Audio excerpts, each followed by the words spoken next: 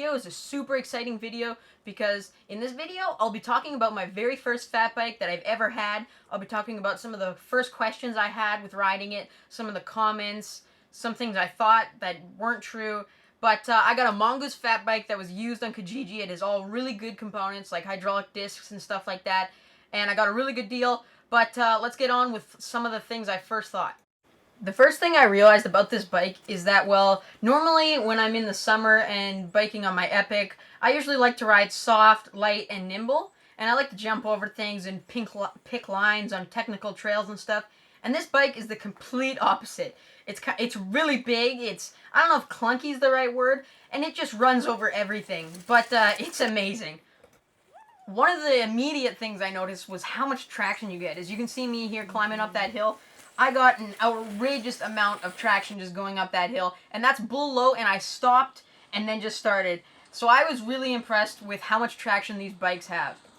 One thing I thought coming into it was that I could just plow through any amount of snow easily, which is completely wrong, and I don't know why I would think that, but you can still go through pretty good amounts of snow. But as you can see here, I tried to go through like maybe a foot of snow and it just did not work. I'm spinning out. So I shoveled her up to about 2 inches maybe, and boom, it was really good. So just remember that.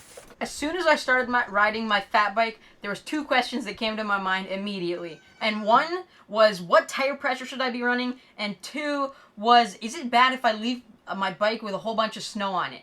And I'm going to answer those 2 questions for you right now. So after doing some research, there's lots of different opinions of what PSI you should have your tires at on a whole bunch of different blogs and websites. But one website I found says that 8 PSI for soft conditions, 12 to 15 PSI for trail riding, and 20 to 25 for on-road or urban riding. Which, I mean, 8 PSI for like snow in sand and like mud, that's a little hard. Because another website I was looking at is 5.5 PSI. So like 5 PSI I think would be pretty solid for snow biking.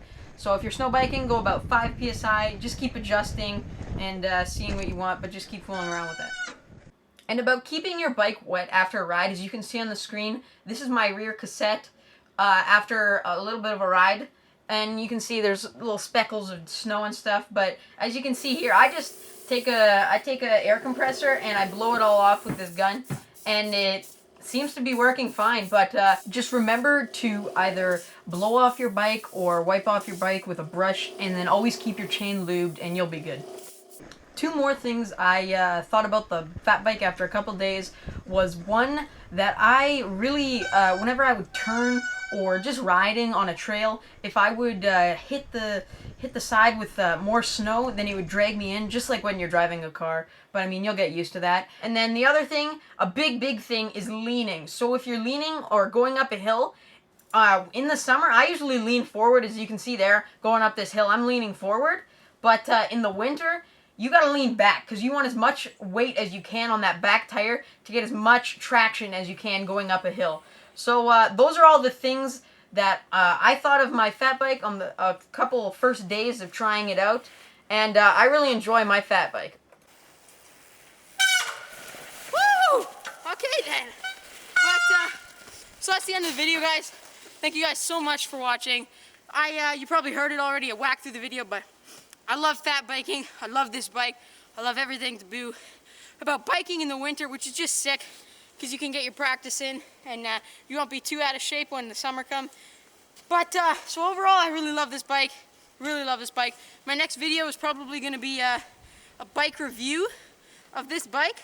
So watch out for that next Wednesday. But that's the end of the video. Thank you guys so much for watching. You know how much it means to me.